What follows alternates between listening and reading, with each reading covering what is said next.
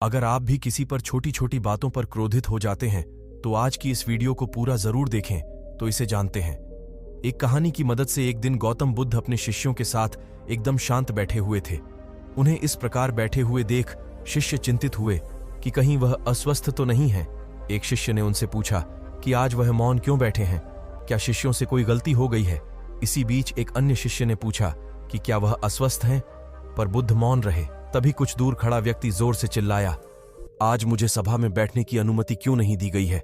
बुद्ध आंखें बंद करके ध्यान मग्न हो गए। वह व्यक्ति फिर से चिल्लाया, मुझे प्रवेश की अनुमति क्यों नहीं मिली। इसी बीच एक उदार शिष्य ने उसका पक्ष लेते हुए कहा कि उसे सभा में आने की अनुमति प्रदान की जाए। बुद्ध ने आंखें खोली और बोले, नहीं, वह अछूत है, उसे आज्ञा नहीं दी जा सकती। ये सुनकर शिष्यों को बड़ा आश्चर्य हुआ। बुद्ध उनके मन का भाव समझ गए और बोले, हाँ, वह अछूत है। इस पर कई शिष्य बोले, हमारे आश्रम में जात पात का कोई भेद ही नहीं, फिर वह अछूत कैसे हो गया।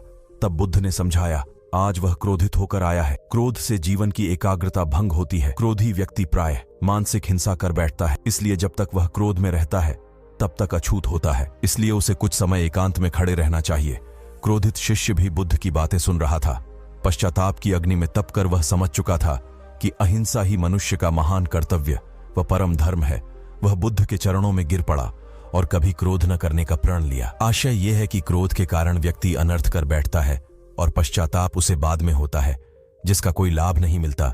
इसलिए हमें क्रोध नहीं करना चाहिए। असल मायने में क्रोधित व्यक्ति अछूत हो जाता है और उसे अकेला छोड़ देना चाहिए। क्रोध करने से तन, मन और धन तीनों की हानि होती है। क्रोध से ज्यादा हानिकारक कोई और वस्तु नहीं है।